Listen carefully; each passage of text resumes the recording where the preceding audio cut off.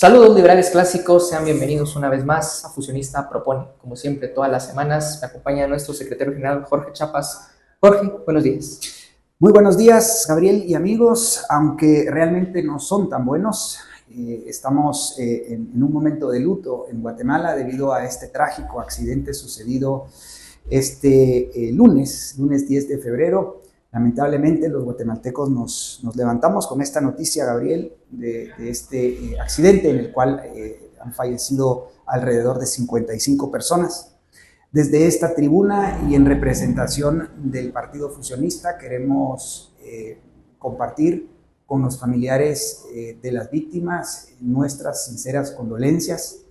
En este momento, nuestras oraciones con ustedes y pues pedirle a Dios mucha fortaleza para que en este momento de dolor que sufren por la pérdida de sus familiares puedan reconfortarse y reponerse ante una pérdida pues tan sensible en este momento. Así que de parte del Partido Fusionista, de Gabriel, a título personal, pues nuestras más sinceras condolencias.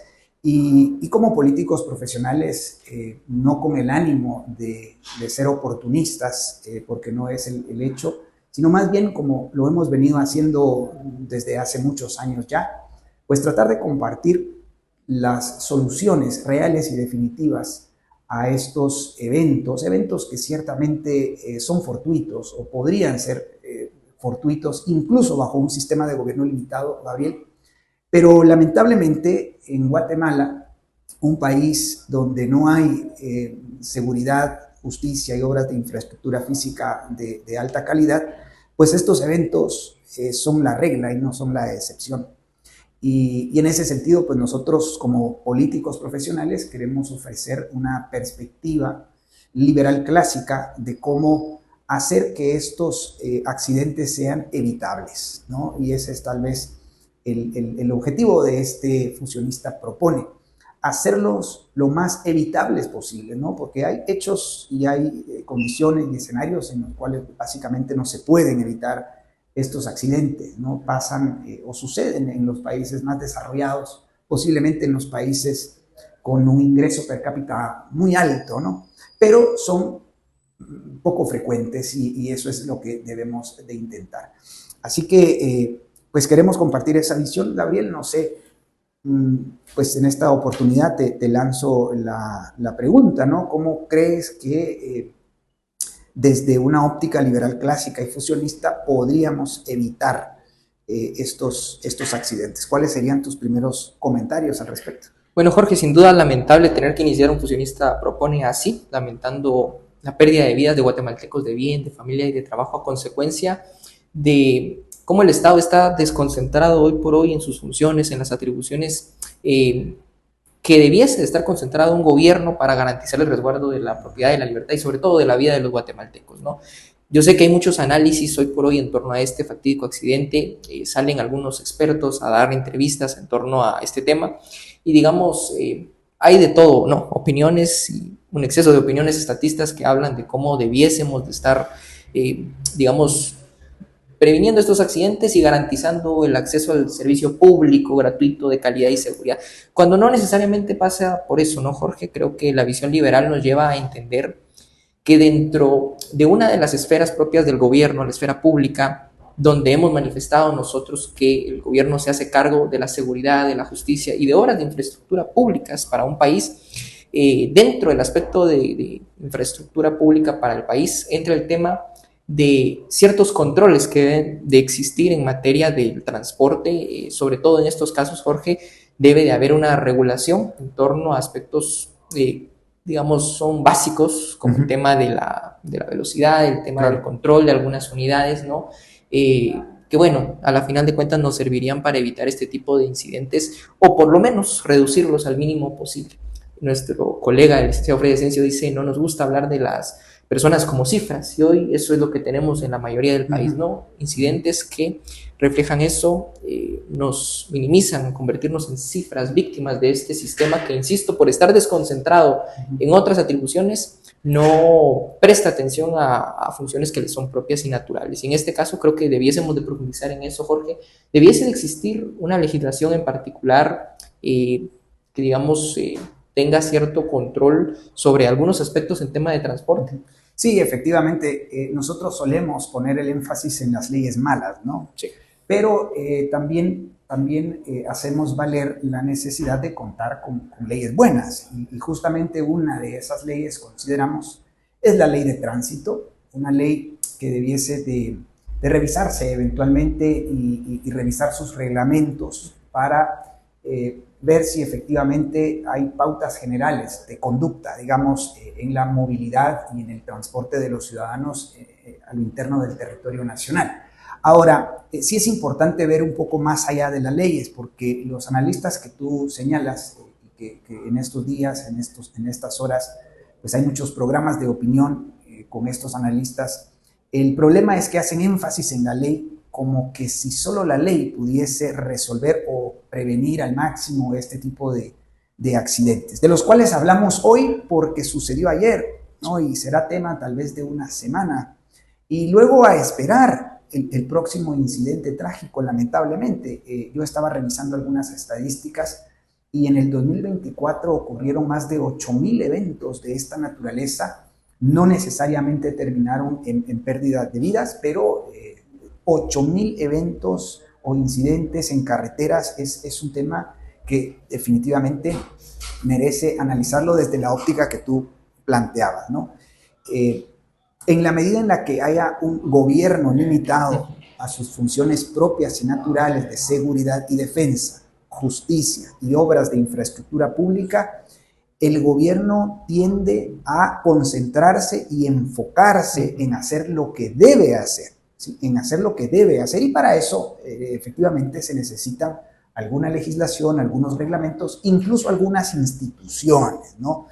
Por supuesto que necesitamos emisores de licencias, ¿no? Uno de los problemas de este trágico accidente es que la licencia del piloto era tipo C. Debía ser tipo A. Cuando debiese de haber sido tipo A. Bueno, ese tipo de aspectos no solo deben estar regulados, sino pues, evidentemente debemos de crear una cultura de responsabilidad y ética empresarial, ¿no, Gabriel? Y eso de alguna manera lo fuerza el mercado, lo impone el mercado a través de la ley de la oferta y la demanda. Y en ese sentido quiero recomendar la lectura de mi artículo de esta semana que titulé El costo de la negligencia estatal, y en el cual pues hago ver que el costo es precisamente la pérdida de vidas humanas, ¿sí? Esa negligencia que puede entenderse como descuido u omiso termina por hacer que los gobiernos no se enfoquen, no se concentren, no hagan lo que deban hacer en materia de seguridad, justicia y obras de infraestructura pública. Y en ese sentido hay varios aspectos que analizar en este trágico accidente, ¿no? Porque la ruta del Atlántico, Gabriel y amigos, es una ruta muy complicada en materia de tráfico todas las mañanas. Es una ruta cuyo tráfico empieza, no sé, tal vez alrededor de las 5 de la mañana o tal vez 4:30 de la mañana, desde el kilómetro fácil 15, ¿verdad? 15 o 20. Y bueno, me parece que el piloto de este bus, que podríamos en este momento, y que en paz descanse, podríamos pensar de que era un piloto bastante joven, sin experiencia, me parece que tenía tan solo 24 años, sin una licencia pertinente para manejar este tamaño de vehículo. Me parece que ante un hecho de un hecho delictivo que había ocurrido en su ruta habitual, me parece que habían un atentado contra un piloto, no sé si de un bus o de un vehículo, y entonces lógicamente se crea un caos, digamos, en torno a ese sector, y este piloto toma esta vía alterna, ¿no? De pronto no sabemos, porque son cosas que quedarán en el misterio y que nunca vamos a saber, pero no sabemos si el piloto de hecho conocía esta ruta, la inclinación de esta pendiente y la longitud de esta pendiente, bueno, en fin, ¿no? El vehículo tenía 30 años, me parece que era modelo 95, en fin. Este tipo de condiciones creo que se solventan, se prevén bajo la lógica del mercado en la medida en la que la capacidad del cliente es una capacidad que permite pagar un mejor servicio, ¿no? Que permite pagar un servicio que ofrece los ingresos al empresario para renovar sus unidades y para establecer una serie de, digamos, de reglas internas que permitan una mayor seguridad y satisfacción del cliente, ¿verdad? Porque yo no quiero pensar qué va a pasar ahora con Transportes Tineca, que es la empresa contra la cual arremete todo el mundo, ¿no? Y quisiera sanciones bastante importantes para el dueño de esta empresa. Esta empresa, al menos en lo que se refiere a su prestigio, caerá por los suelos y obviamente la necesidad de la gente probablemente en el oriente del país les obliga a seguir utilizando esta empresa, pero bajo un sistema de mercados realmente libres de transporte, ¿sí? Aquí entraría la lógica de la oferta y la demanda y esta empresa eventualmente tendería a la quiebra, ¿no? Por el desprestigio que un accidente de esta naturaleza pudiese provocar. Ahora, hay que hacer ver, Gabriel, también a nuestra audiencia la importancia de contar nuevamente con obras de infraestructura física de alta calidad, sí, con servicios de transporte masivo, ¿ya? Esto también es muy importante, sin caer en la política pública de estatizar el transporte, que es una de las medidas de política del Manifiesto Comunista de Marx de 1848. Si no mal recordamos, es la medida número 6 o número 7, la que nacionaliza el servicio de transporte. Nosotros creemos que las vías de transporte sí son parte de las funciones propias del gobierno limitado, pero no así los medios de transporte, los cuales debiesen de fijarse o competir bajo ciertas reglas, digamos, ¿no? O bajo los efectos de la ley de oferta y demanda de transporte. Así que, bueno, son estas consideraciones. No sé si esté olvidando algunas otras, Gabriel, que a ti te parezca. Habíamos hablado, Jorge, bajo un enfoque de gobierno limitado, también debiésemos de tomar en consideración algunos aspectos fundamentales y desde luego resaltar ese hecho, ¿no? Que, como bien decía usted, no sabemos qué hubiese pasado si no hubiese habido un atentado que no obligase a este piloto a desviarse del camino. Ahí la importancia del gobierno, creo yo, en materia de seguridad, hoy por hoy ausente bajo la administración del oficialismo progresista del gobierno de Bernardo Arévalo, como lo hemos vivido desde hace muchísimos otros gobiernos, Jorge. Ausencia de seguridad para los ciudadanos que terminen esto, consecuencias lamentables y que desde luego desde esta tribuna nosotros pues lamentamos definitivamente y esperamos que esas familias que han quedado embargadas por el luto, por el dolor, pues tengan una resignación, una cristiana resignación y una visión de cambio de sistema. Nosotros a través de esta tribuna, siempre lo hemos dicho, venimos con un mensaje de esperanza, estimados guatemaltecos. Aún en estas circunstancias venimos a decirle a la gente que podemos cambiar esto, Jorge. Podemos, si bien no evitar al 100% los accidentes, minimizarlos, pero esto requiere, estimados amigos, de que tengamos un gobierno limitado, concentrado en las funciones propias y naturales para las que un gobierno fue hecho. En materia de infraestructura, ya lo decía usted, pues una buena garantía de que existan infraestructuras de buena calidad, buenos puentes, buenas carreteras, diques, embalses, puertos, aeropuertos, en fin, podríamos analizar en qué estado estaba esa carretera al momento de que ocurrió el accidente, por ejemplo, si existían medios de contención para evitar ese tipo de... Si estaba bien señalizado incluso, total. Recordemos, fue en horarios de la madrugada. Y bueno, el gobierno debe de estar concentrado en ese tipo de situaciones. Y hoy traemos a colación otro tema que tiene relación precisamente al tema de la infraestructura en materia de recolección de desechos, Jorge, que es el otro tema que hoy captura la atención de los guatemaltecos. Como bien decía, hoy se habla de este tema, pero el estatismo nos obliga también a discutir otro tipo de situaciones. Hay de hecho una manifestación por parte de algunos miembros recolectores de basura en torno a toda esta histeria que surge en base al acuerdo 164-2021, ¿no? Sí. El tema de la separación de los desechos sólidos de la basura. Y bueno, aquí tenemos que hablar precisamente de cómo esto afecta al guatemalteco de a pie, cómo nos afecta a nosotros, a las clases medias, y es congruente que el gobierno se ponga en esa posición, Jorge, de manera coercitiva, obligarnos a separar la basura. No, definitivamente que no. Bajo un sistema de gobierno limitado, creo que debiesen de establecerse incentivos de mercado, ¿verdad? Los incentivos serían de otra naturaleza y no de manera coercitiva a través de reglamentos y acuerdos gubernativos.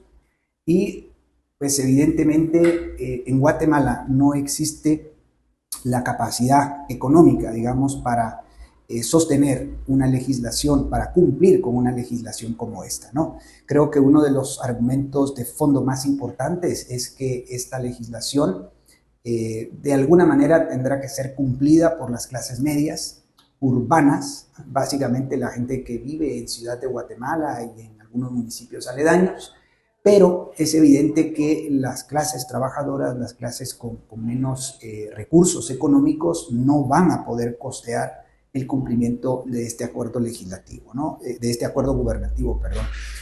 Porque esto implica espacio en tu hogar, implica la compra de bolsas, implica la compra de recipientes, implica incluso el pago de la recolección de basura, cosa que no se hace en una buena cantidad de municipios y de aldeas y parajes, Gabriel, donde prácticamente no llega siquiera el servicio de recolección de basura.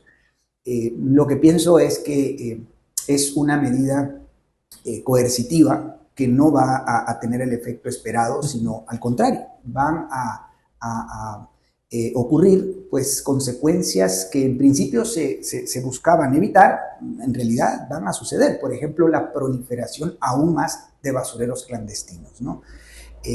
No hay un adecuado, necesariamente no hay una adecuada gestión de los desechos sólidos. No hay plantas de generación de biogás, por ejemplo, no hay plantas de incineración de estos desechos, no hay plantas de reciclaje bajo un mercado altamente competitivo, no tienes, por ejemplo, un mercado de exportación de ciertos materiales a otros países donde se les hace un reciclaje bastante más tecnificado, por decirlo de alguna manera. Como no existe toda esta cadena productiva, como no hay una visión empresarial detrás de los desechos sólidos que producimos los hogares guatemaltecos, pues al gobierno oficialista de signo progresista, que por cierto, este acuerdo gubernativo viene desde el 2021, sí. O sea, no podemos achacar al gobierno del presidente Bernardo Arévalo este acuerdo gubernativo. En realidad es una narrativa, es un paradigma que lamentablemente trae también estas derechas malas que, como ya hemos comentado en programas anteriores, hacen muchísimo daño y coadyuvan con estas agendas donde al Estado se le otorga más funciones, más poderes y más recursos, Gabriel, porque este acuerdo gubernativo supondrá seguramente más burocracia, porque de alguna manera van a tener que verificar el cumplimiento de este acuerdo y lo van a hacer obviamente contra las clases medias, ¿no? Los que vivimos en la ciudad de Guatemala, que sí o sí lo vamos a tener que hacer. O sea, llega gente conmigo y me dice, Jorge, vos lo vas a hacer. Bueno, y lo sí, tenemos que hacer. ¿Qué otra? Pues yo, o sea, estoy dentro del sistema estatista y evidentemente voy a tener que cumplir. Pero eso no implica que yo abrace o que yo suscriba, digamos, la forma, ¿no? Estoy de acuerdo con el tema de la separación, estoy de acuerdo con que haya una gestión eficiente de los desechos sólidos y por supuesto que yo, como todos los guatemaltecos, Gabriel, anhelamos nuestros ríos, nuestros lagos, nuestros océanos limpios. Pero básicamente hay dos estrategias o dos políticas, dos grandes conjuntos de política pública, ¿no? El de las izquierdas, que básicamente son nacionalizar, sobreregular y cerrar los mercados a la competencia, y los de la derecha buena, que son privatizar, desregular y abrir los mercados a la competencia. Sí. Si bien es cierto, la recolección de los desechos sólidos es una función propia de los gobiernos locales, para empezar, de las municipalidades, bien podrían invitarse a empresas privadas a licitar, lanzar licitaciones para que empresas privadas puedan brindar el servicio. Brindar ese servicio, posiblemente a 2 o 3 empresas se les deleguen ciertas zonas, ¿no? Por ejemplo, quizás en el municipio de San Martín, Jilotepeque, Chimaltenango hay 6 zonas. Bueno, 2 zonas a una empresa, 2 zonas a otra empresa y 2 zonas a otra empresa, ¿verdad? Y esas empresas puedan tener la libertad de poder establecer los mecanismos para una recolección, transporte y gestión eficiente de los desechos sólidos. Y esas licitaciones pueden ser abiertas, transparentes, pueden venir a competir empresas de otros países. Podría incluso, yo he sido de la opinión que bajo un sistema como ese, de pronto ni necesitas rellenos sanitarios o basureros, porque mucha de la basura, si no la mayoría, podría considerarse materia prima para la producción de otros recursos, ¿no? El caso del reciclaje, el caso de la generación de energía a base de metano, por ejemplo, ¿no? O sencillamente la incineración, como lo hacen en países como Corea del Sur, que tienen los incineradores más grandes del mundo allá. Entonces, bueno, esta es la forma de solucionar este problema y no es de manera coercitiva, no es bajo una condición donde los guatemaltecos, el 60% de los guatemaltecos no tienen un ingreso básico decente, sino que somos un país con altos grados de pobreza, Gabriel, donde pues no es posible un cambio de estas conductas culturales, no es posible un cambio cultural si no primero cambiamos las instituciones, ¿no? Y ahí nosotros nuevamente zanjamos diferencia porque para nosotros no es primero la cultura y después las instituciones.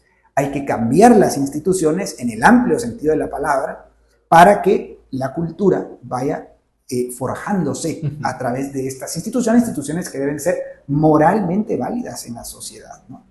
Así que bueno, creo que esa sería mi lectura general sobre el tema. Y es por eso, Jorge, que nosotros no abrazamos la lucha de la batalla cultural, sino de la batalla política, muchas veces a través de este espacio criticando las acciones del estatismo. Hoy, pues sí, siendo críticos del estatismo, pero reivindicando la existencia de las leyes buenas que tienen que haber bajo un sistema, reivindicando la existencia de un gobierno fuerte, pero limitado en lo que el gobierno puede y por lo tanto debe de hacer. Y bueno, venimos acá y lo tenemos que señalar ante tantos tanques de pensamiento que hoy en discusión pública tratan de movilizar la conversación a la erradicación por completa del Estado. Nosotros nos plantamos firmes y decimos no, el gobierno está para garantizar seguridad, justicia, infraestructura, para velar por nuestros 3 derechos naturales, la vida, la libertad y la propiedad, y por lo tanto te invitamos, estimado guatemalteco, a que puedas encauzar tus esfuerzos a superar esta narrativa de la lucha cultural, a superar todos estos efectos o consecuencias negativas del estatismo y a unirte a nosotros en este proyecto de país que busca precisamente, Jorge, transitar a un modelo de gobernanza donde el gobierno esté a cargo de las únicas funciones que al gobierno le compete y dejarnos a los ciudadanos de bien desempeñar el resto de actividades, de brindar el resto de servicios y de comerciar libremente para que sea a través del mercado que logremos solucionar muchos de los problemas que hoy nos aquejan, ¿no? Sí, totalmente de acuerdo, Gabriel, suscribir esas ideas y también, bueno, quizás algunos elementos que se nos van quedando ahí sobre este trágico accidente. Una cosa que es importante resaltar, ¿no? El hecho de que ayer en sesión de jefes y subjefes de bloque se analizaba la posibilidad de darle una ayuda económica a las familias. Bien, yo sí creo que esto sí es completamente inadmisible, ¿no? Más bien me parece un oportunismo de esa politiquería barata, ¿no? Porque la verdad es de que esta clase política con mentalidad estatista es la que ha puesto en riesgo a estos guatemaltecos que lamentablemente perdieron la vida. Y ahora, con el dinero de los contribuyentes, pues vienen y deciden, ¿no?